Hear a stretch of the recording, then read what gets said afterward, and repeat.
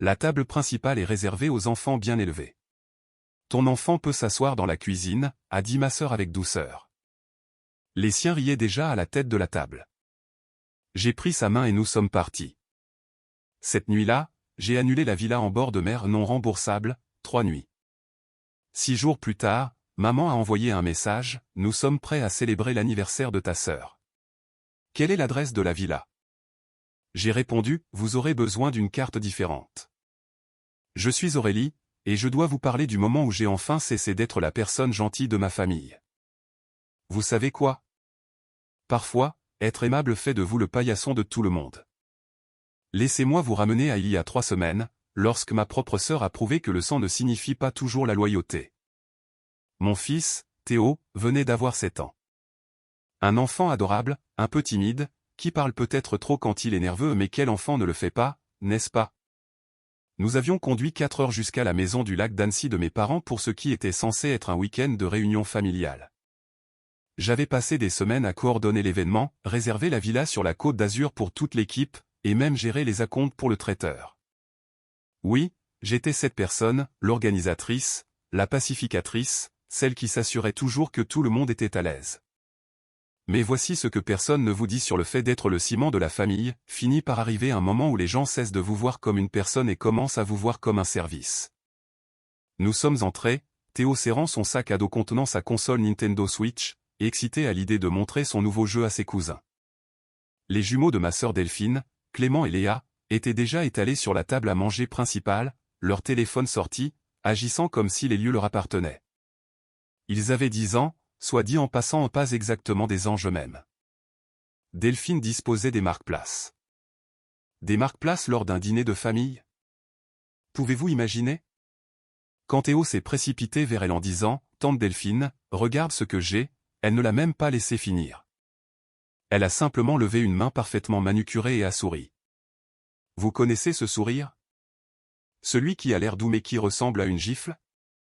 La table principale est pour les enfants bien élevés, mon chéri.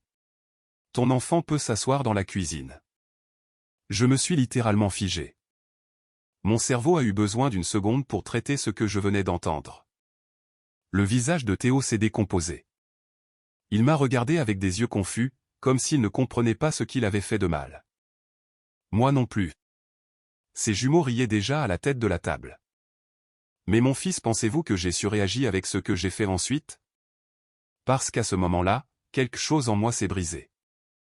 J'ai pris la main de Théo, sa petite main tremblante, et j'ai dit, nous partons. Delphine a levé les yeux au ciel comme si j'étais dramatique. Ma mère a commencé avec son refrain habituel, oh, Aurélie, ne sois pas si sensible. Mon père n'a même pas levé les yeux de son téléphone. Mais j'en avais fini. Nous sommes sortis, nous sommes montés dans la voiture, et Théo a demandé, maman, pourquoi est-ce qu'il ne m'aime pas? J'avais envie de hurler. Comment expliquer à un enfant de 7 ans que certaines personnes sont simplement cruelles sans raison? Le trajet du retour s'est fait dans le silence, mais mon esprit bouillonnait. Voyez-vous, il y avait quelque chose que Delphine ne savait pas, quelque chose qu'aucun d'entre eux ne savait. Cette villa en bord de mer que j'avais réservée pour la grande célébration familiale de la semaine suivante, celle pour l'anniversaire de ma sœur, le 30e anniversaire de l'enfant chéri, qui nécessitait apparemment une extravagance de 3 jours à Saint-Tropez. Je l'avais payée avec ma carte. Non remboursable, 3 nuits, 12 couchages, avec la vue sur la Méditerranée que Delphine avait spécifiquement demandé. Cette nuit-là, vers 23 heures, je me suis assise sur mon canapé avec un verre de vin et mon ordinateur portable. Théo dormait enfin, et j'ai annulé cette réservation. La totalité des 3 000 € était perdue. Non remboursable signifiait que j'assumais le coût. Mais vous savez quoi? Cela en valait la peine. Je ne l'ai dit à personne, je ne l'ai pas annoncé, j'ai simplement laissé la situation telle qu'elle, comme une bombe à retardement. 6 jours ont passé, 6 jours paisibles où j'ai ignoré la discussion de groupe familial, je me suis concentré sur Théo, et je me suis honnêtement senti plus légère que je ne l'avais été depuis des années. Puis, hier matin, mon téléphone a vibré. C'était maman. Nous sommes prêts à célébrer l'anniversaire de ta sœur. Quelle est l'adresse de la villa? J'ai fixé ce message pendant 1 minute entière, mon café refroidissant. Puis j'ai répondu, vous aurez besoin d'une carte différente. 3 points sont apparus, ont disparu, puis sont réapparus. Mon téléphone a sonné immédiatement. Je n'ai pas répondu. Puis Delphine a appelé. Papa a appelé. La discussion de groupe a explosé, 47 messages en 10 minutes. J'ai éteint mon téléphone et j'ai emmené Théo au parc. Maintenant, je sais ce que certains d'entre vous pensent. Étais-je mesquine? Peut-être. Mais imaginez votre enfant se faire humilier et que l'on attende ensuite de vous que vous financiez la fête d'anniversaire de la personne qui l'a fait. Qu'auriez-vous fait? Parce que c'est ici que cela devient intéressant. Quand j'ai enfin rallumé mon téléphone ce soir-là, j'avais un message vocal. Il ne venait pas de Delphine ni de mes parents, il venait de ma grand-mère paternelle, Rosine. Elle vit en Bretagne et suit à peine les drames familiaux, mais d'une manière ou d'une autre, elle avait tout appris. Aurélie, ma chérie, disait sa voix rauque, j'ai appris ce qui s'est passé. Ta sœur a toujours été gâtée pourrie, et tes parents l'ont laissé s'en tirer avec tout. Mais toi, tu as fait la bonne chose. Ce garçon passe en premier. Alors, rappelle-moi quand tu le pourras. J'ai pleuré pour de bon. Quelqu'un voyait enfin la vérité. Me voyait, moi.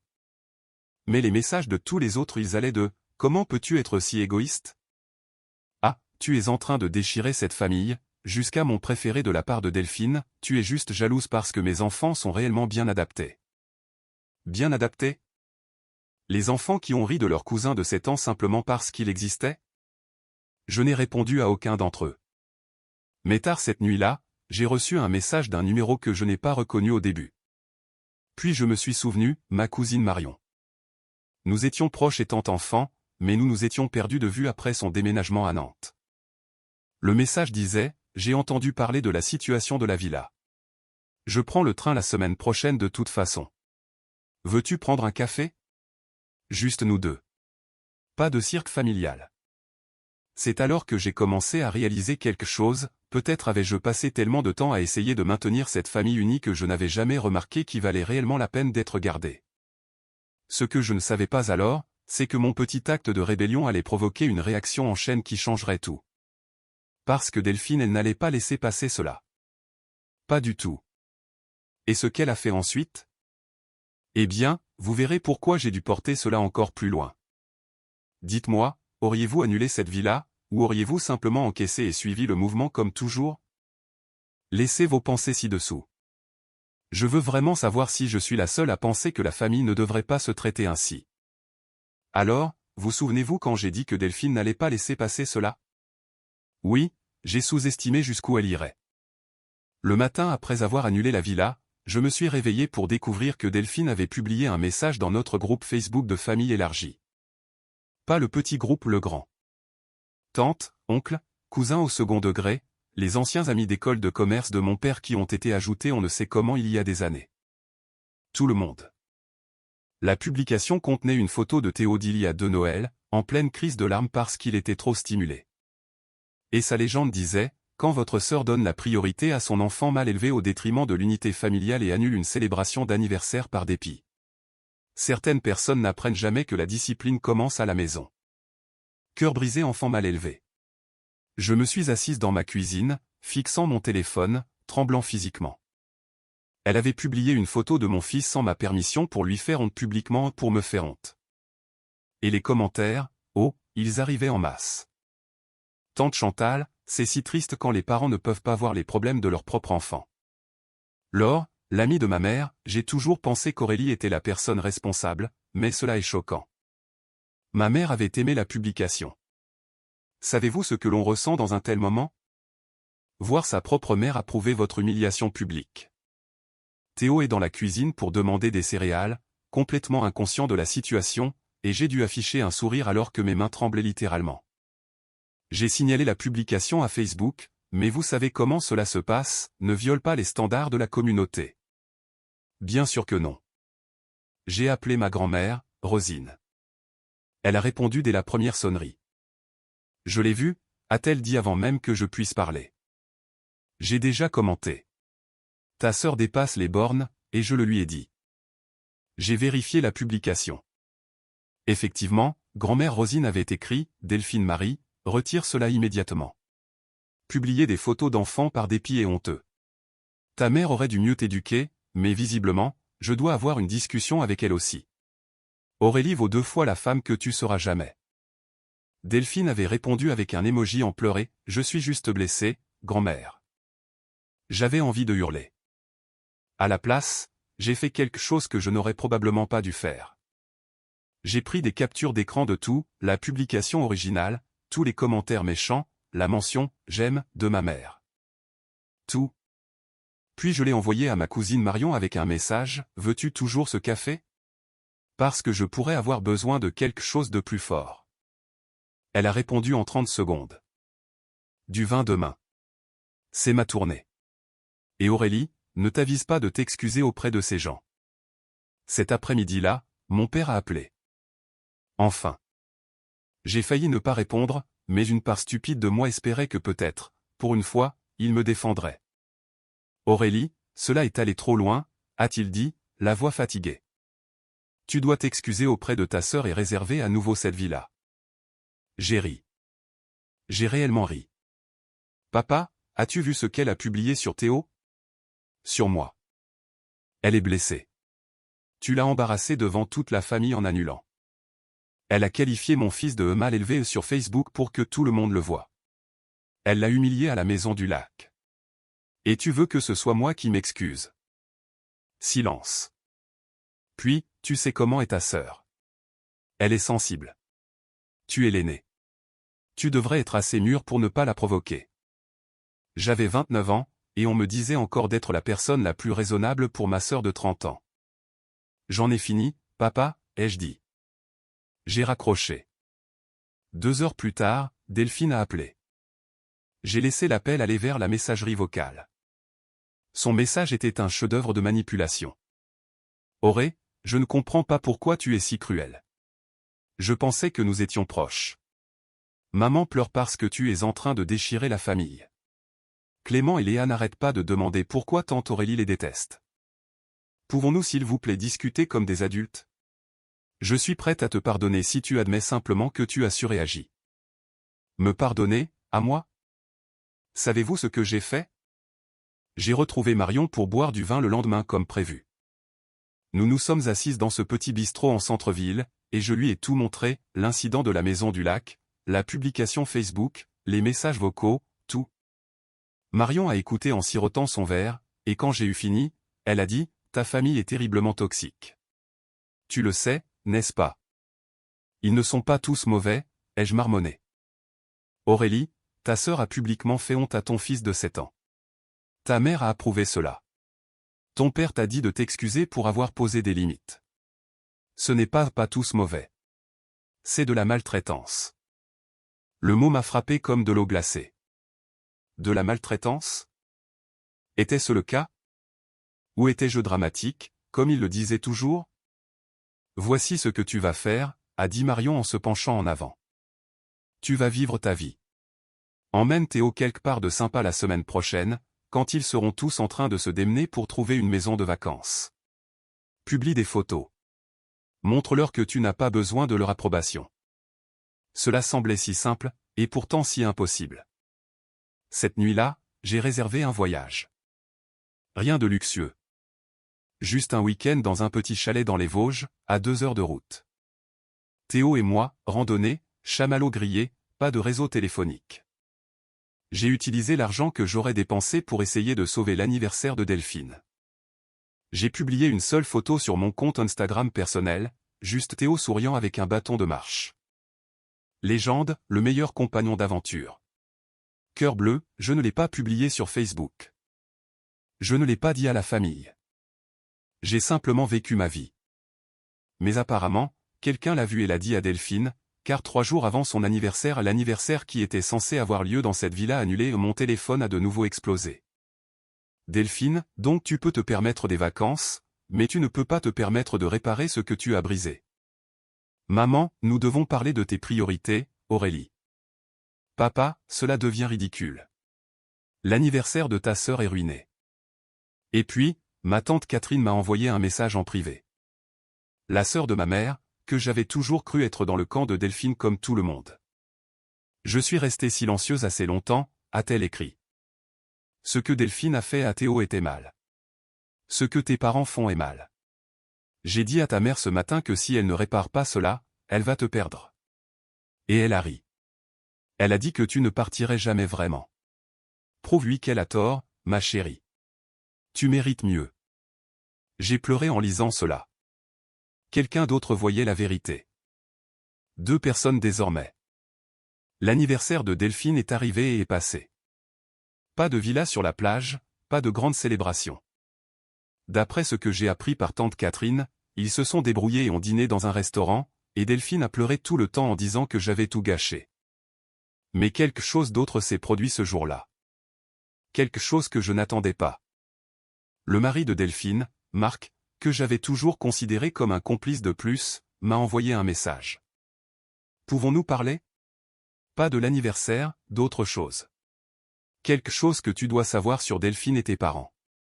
Mon estomac s'est noué. Que pouvait-il bien avoir besoin de me dire? J'étais sur le point de découvrir que toute cette situation était bien plus compliquée qu'une villa annulée et une sœur gâtée. La vérité que Marc allait partager expliquait tellement de choses, et elle allait tout aggraver avant que cela ne puisse s'améliorer. J'ai rencontré Marc dans un café à mi-chemin entre nos maisons. Un terrain neutre. Il avait l'air épuisé quand il est entré, comme s'il n'avait pas dormi depuis des jours. Nous avons commandé, nous nous sommes assis, et il a simplement fixé son café pendant 1 minute avant de prendre la parole. Je dois te dire quelque chose sur ta famille que j'aurais probablement dû te dire il y a des années, a-t-il dit. Delphine ne sait pas que je suis ici. Tes parents ne le savent certainement pas non plus. Mon cœur battait la chamade. Très bien. Tu sais comment tes parents ont toujours traité Delphine comme si elle ne pouvait rien faire de mal? Comment tout tourne autour d'elle? Il a marqué une pause. Il y a une raison à cela. Quand Delphine avait 16 ans, elle est tombée très malade. Effrayante, la maladie. Elle avait ce trouble sanguin rare, et les médecins n'étaient pas sûrs qu'elle atteindrait ses 18 ans.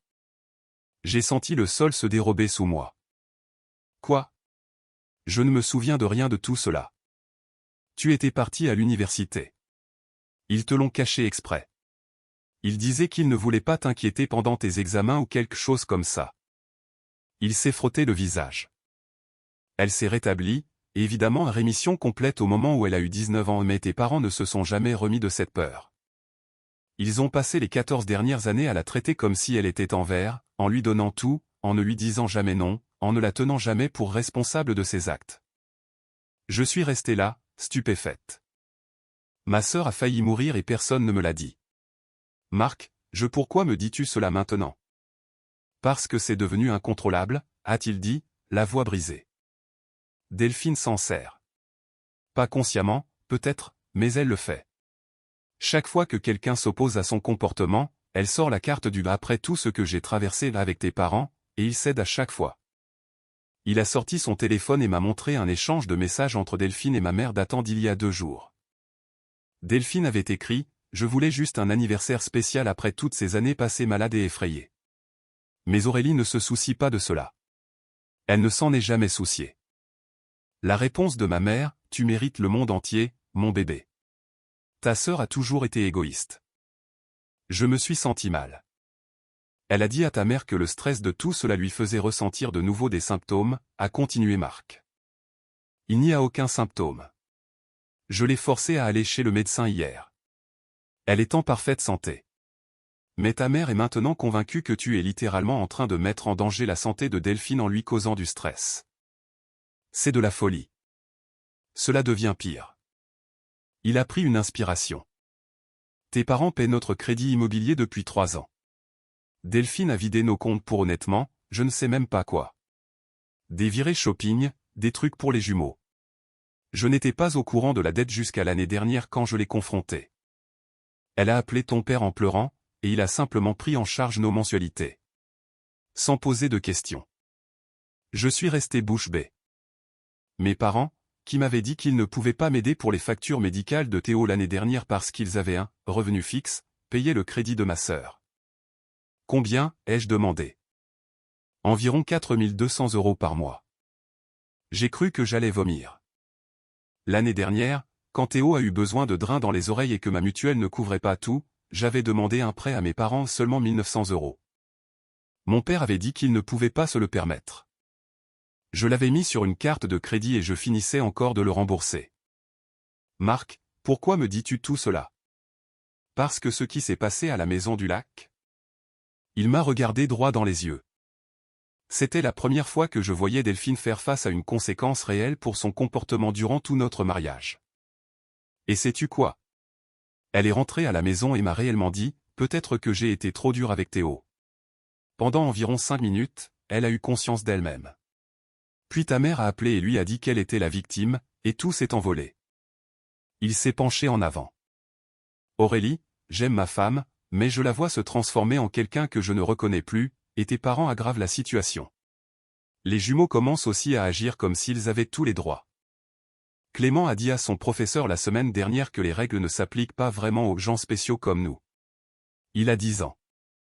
Mon téléphone a vibré. Un message de Delphine. Marc ne répond pas. Est-il avec toi? Que faites-vous?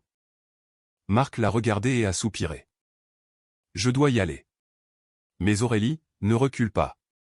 Je sais que c'est difficile, mais tu es peut-être la seule personne qui puisse briser ce cycle. Il est parti, et je suis restée la seule avec un café froid et la tête pleine d'informations que je ne savais pas comment traiter. Ma sœur avait failli mourir. Mes parents étaient liés à elle par un traumatisme. Ils la soutenaient financièrement tout en me disant qu'ils ne pouvaient pas m'aider pour les factures médicales de mon fils. Et d'une certaine manière, j'étais toujours la méchante. Cette nuit-là, grand-mère Rosine m'a appelé. J'ai entendu dire que Marc t'avait parlé. Il te l'a dit. Il m'a appelé en premier, m'a demandé s'il devait le faire. Je lui ai dit que tu méritais la vérité. Elle a marqué une pause. Ta mère est ma belle-fille, et je l'aime. Mais elle et ton père sont en train de détruire Delphine en la protégeant de la réalité. Et ils te détruisent toi en attendant de toi que tu acceptes tout sans rien dire. Que dois-je faire, grand-mère? Tu fais exactement ce que tu as fait jusqu'à présent. Tu protèges ton fils. Tu poses tes limites, et tu les laisses assumer les conséquences. 2 jours plus tard, ma mère a appelé. J'ai failli ne pas répondre, mais quelque chose m'a poussé à décrocher. Nous devons parler de Thanksgiving, a-t-elle dit. Pas de salutation. Delphine veut recevoir chez nous, et elle pense que cela aiderait à guérir si tu venais et si tu t'excusais publiquement auprès d'elle devant toute la famille. J'ai ri. J'ai réellement ri. Tu plaisantes. Aurélie, elle a de nouveau des symptômes. Maman, arrête. Je suis au courant pour les problèmes médicaux. Je sais qu'elle va bien. Je suis aussi au courant pour les paiements du crédit. Un silence. Un silence long et pesant. Qui t'a dit cela? Sa voix était de glace. Est-ce que cela a de l'importance? Tu m'as dit que vous ne pouviez pas m'aider pour la chirurgie des oreilles de Théo. Et pendant tout ce temps, vous avez payé les factures de Delphine. C'est différent. Delphine a besoin d'eux. Je ne fais plus cela, ai-je interrompu. Je ne m'excuse pas pour avoir posé des limites. Je ne vais pas prétendre que Théo méritait d'être humilié. Et je ne viendrai certainement pas à Thanksgiving pour être le bouc émissaire de votre famille. Si tu ne viens pas, ne t'attends pas à une invitation pour Noël non plus. Mes mains tremblaient, mais ma voix était assurée. D'accord. D'accord? Elle semblait choquée. Oui, maman. Théo et moi aurons notre propre Noël. Profitez du vôtre. J'ai raccroché et j'ai pleuré pendant 1 heure. Mais quelque chose d'inattendu s'est produit le lendemain matin. Mon téléphone a sonné avec un numéro que je n'avais pas vu depuis 5 ans, mon frère, Julien. Il était parti à Bordeaux juste après ses études et gardait la famille à distance, ne revenant que pour les grandes fêtes. J'ai appris ce qui se passe, a-t-il dit. Et je dois te dire quelque chose. Il y a une raison pour laquelle je suis parti et que je ne suis jamais revenu. Ce qu'ils te font, ils me l'ont fait à moi aussi. Pour des raisons différentes, mais selon le même schéma. Et je suis désolé de t'avoir laissé seul là-bas. Pour la première fois depuis des semaines, je ne me suis pas senti complètement folle. Veux-tu faire Thanksgiving chez moi, a-t-il demandé. Toi, moi, Théo, et pas de drame. J'ai souri à travers mes larmes. Oui. Oui, j'aimerais beaucoup cela. Ce que je ne savais pas, c'était que Delphine était sur le point de faire un dernier geste qui forcerait tout le monde à enfin choisir un camp. Et la personne qui a fini par me surprendre le plus? Eh bien, vous ne devinerez jamais qui. Thanksgiving était dans 3 semaines quand Delphine a agi. Elle a créé un GoFundMe. Je ne plaisante pas. Un véritable GoFundMe avec des photos d'elle et des jumeaux, intitulé « Aider Delphine à se reconstruire après une trahison familiale ». La description était un chef-d'œuvre de mensonge. Comment je l'avais abandonnée au moment où elle en avait le plus besoin. Comment l'annulation de la villa lui avait causé un traumatisme émotionnel et des difficultés financières. Comment elle luttait maintenant pour subvenir aux besoins fondamentaux de ses enfants à cause de mes actions vindicatives. L'objectif, 4 700 €. Elle a partagé cela partout, Facebook, Instagram, et l'a envoyé à tous les membres de notre famille élargie. En quelques heures, elle avait récolté 750 €. Tante Chantal a donné 100 €. Les amis de gym de ma mère donnaient 20 ou 50 € à la fois. Je l'ai appris parce que tante Catherine m'a envoyé une capture d'écran avec un seul mot, incroyable. J'ai regardé cela, pétrifié. Ma sœur pratiquait la quête en ligne pour son statut de victime, et les gens y croyaient. Grand-mère Rosine a appelé immédiatement. J'ai déjà signalé cela à GoFundMe pour fraude. Cette fille a perdu la tête. Mais les dégâts se propageaient. Des gens qui ne connaissaient pas toute l'histoire commentaient pour apporter leur soutien, tellement désolé que vous traversiez cela, la famille doit rester unie. Une des amies de Delphine a écrit, « Ta sœur a l'air d'être une narcissique. » Théo m'a demandé ce soir-là pourquoi je pleurais. Je lui ai dit que j'avais mal à la tête. Je n'allais pas dire à mon enfant de 7 ans que sa tante racontait au monde entier que nous avions ruiné sa vie. Puis Marc a appelé. Je ne savais pas qu'elle faisait cela jusqu'à ce que ce soit déjà en ligne. Je lui ai dit de le retirer. Elle a refusé. Elle a dit qu'elle méritait d'être soutenue. Il semblait vaincu. Aurélie, je pense que je dois la quitter. Pas à cause de toi. Parce que je ne peux plus la regarder faire cela. À toi, à elle-même, à nos enfants. Marc, je n'ai jamais voulu. Je sais. Ce n'est pas de ta faute. Ce sont 10 années de complaisance qui reviennent te hanter. Il a marqué une pause. Les jumeaux m'ont demandé hier pourquoi tante Aurélie les déteste. Delphine leur a dit que tu avais annulé leur voyage à la plage parce que tu ne les aimes pas. Ils ont 10 ans, et elle est en train de les monter contre toi. Mon cœur s'est brisé. Ces enfants n'avaient rien demandé de tout cela. 2 jours plus tard, la situation a basculé. Mon père a appelé. Pas ma mère. Mon père, qui m'avait à peine adressé 10 mots depuis l'incident de la maison du lac. Ta mère et moi devons te parler, a-t-il dit. Peux-tu venir à la maison? Sans Théo? Chaque instinct en moi criait de dire non. Mais quelque chose dans sa voix semblait différent.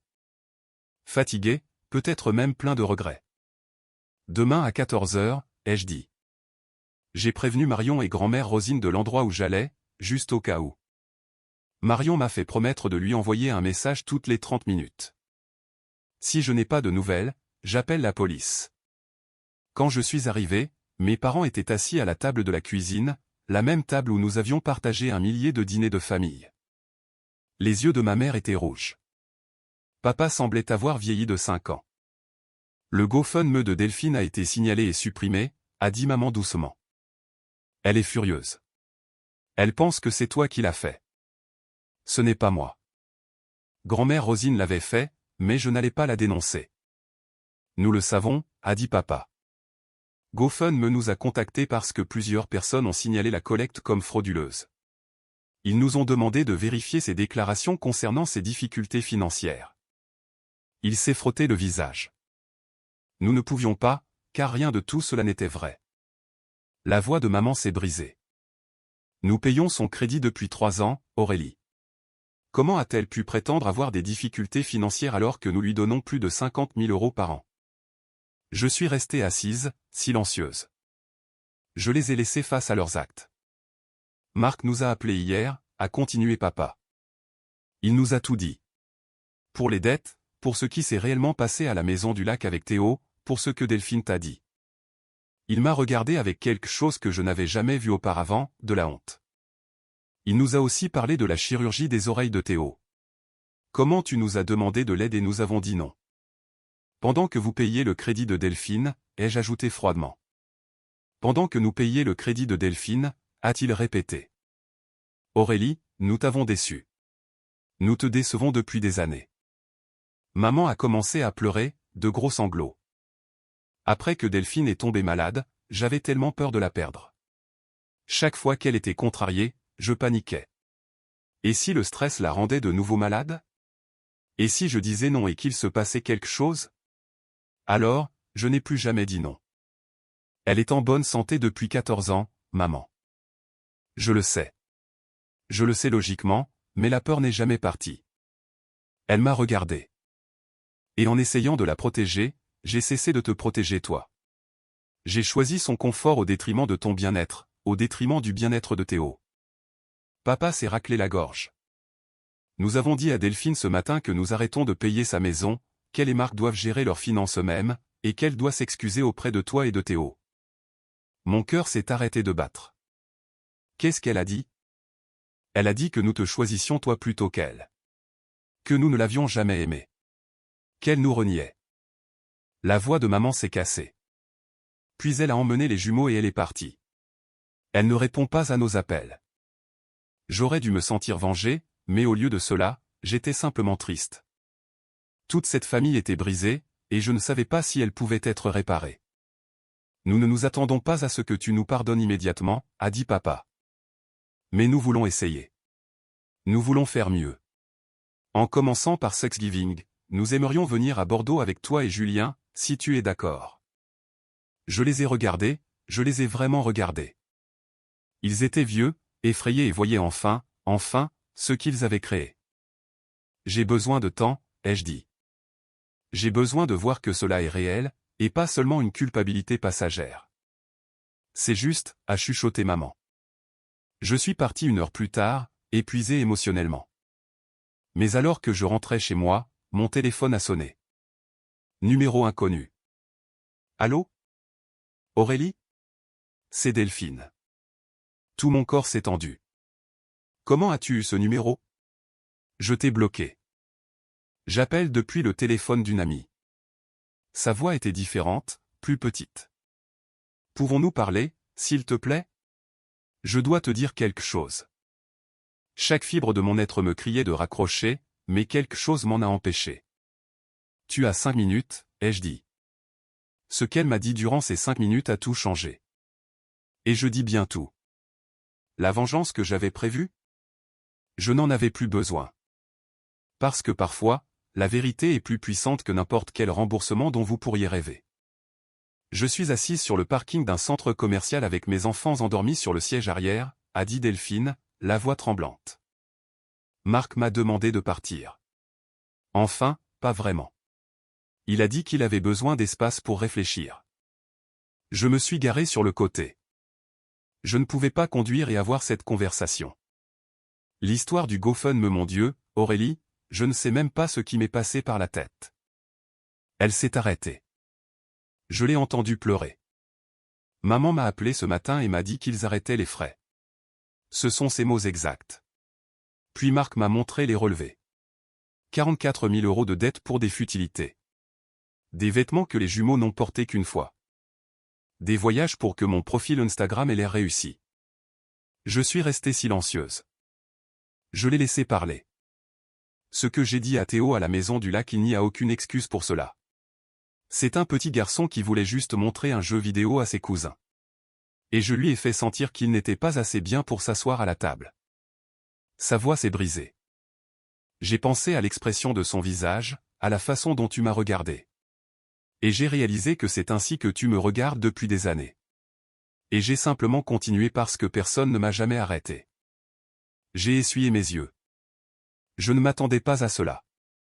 La publication sur les réseaux avec la photo de Théo, j'ai utilisé un enfant de 7 ans pour me dédouaner. Quel genre de personne fait cela, sanglotait-elle. Même tante Catherine m'a dit que je devais me soigner. Grand-mère Rosine a appelé et a dit que j'étais une sale gamine gâtée qui bousillait son couple. Elle a 83 ans, et elle m'a dit qu'il était temps de grandir. Il y a eu un long silence. Je ne m'attends pas à ce que tu me pardonnes, a dit Delphine doucement. Mais je veux que tu saches que je comprends maintenant.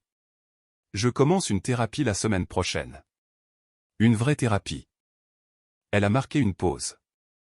Et aussi parce que Clément m'a demandé hier pourquoi tu ne nous aimes plus. Et j'ai réalisé que j'apprends à mes enfants que l'amour signifie l'impunité totale. Ma gorge s'est serrée. Tu n'es pas une mauvaise personne, Delphine. Tu étais simplement perdue depuis un certain temps. Est-ce que tu me laisseras m'excuser auprès de Théo en personne? Je veux qu'il sache que ce que j'ai dit était mal. J'y ai réfléchi. Théo m'avait demandé si tante Delphine lui en voulait.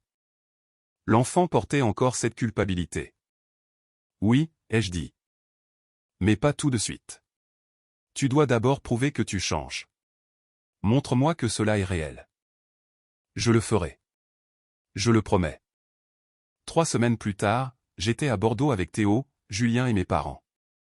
Nous avons discuté plusieurs fois, et il faisait des efforts. Papa s'était excusé directement auprès de Théo. Maman m'avait envoyé un virement pour les frais de la chirurgie des oreilles, le montant total, plus les intérêts. Delphine a envoyé un message vidéo. Elle était chez tante Catherine, elle avait l'air fatiguée mais plus sincère que je ne l'avais vue depuis des années. Joyeux Thanksgiving. Je sais que je ne suis pas là et c'est de ma faute, mais je travaille sur moi. Marc et moi sommes en thérapie. Les jumeaux voient aussi quelqu'un. Elle a souri tristement. Aurélie, merci de ne pas m'avoir bloqué définitivement. Je t'aime. Théo m'a regardé. Est-ce que nous pourrons voir tante Delphine pour Noël? J'ai regardé mes parents, puis Julien, puis cette famille imparfaite qui essayait de guérir. Peut-être, ai-je dit. Nous verrons. Marc a appelé une semaine plus tard. Elle change. Vraiment. Elle a trouvé un travail à mi-temps, son premier en 8 ans. Elle vend des affaires pour éponger les dettes. Hier, elle a dit aux jumeaux qu'ils n'auraient pas de nouveau téléphone parce que nous devons économiser. Il a ri. Ils ont hurlé, et elle n'a pas flanché. C'est génial, Marc. Elle demande constamment des nouvelles de toi et de Théo. Je pense qu'elle a peur d'avoir tout gâché pour toujours. Dis-lui de continuer, ai-je dit. Le reste suivra. À Noël, Delphine suivait sa thérapie depuis 2 mois. Elle avait déjà remboursé 2800 €. Elle avait cessé de mettre sa vie en scène sur Internet. Le soir de Noël, elle s'est présentée à ma porte avec un cadeau pour Théo, une carte faite à la main qui disait « Je suis désolé », avec un dessin de jouant ensemble. À l'intérieur, il y avait un mot « Pour toutes les fois où j'aurais dû jouer avec toi au lieu d'être injuste.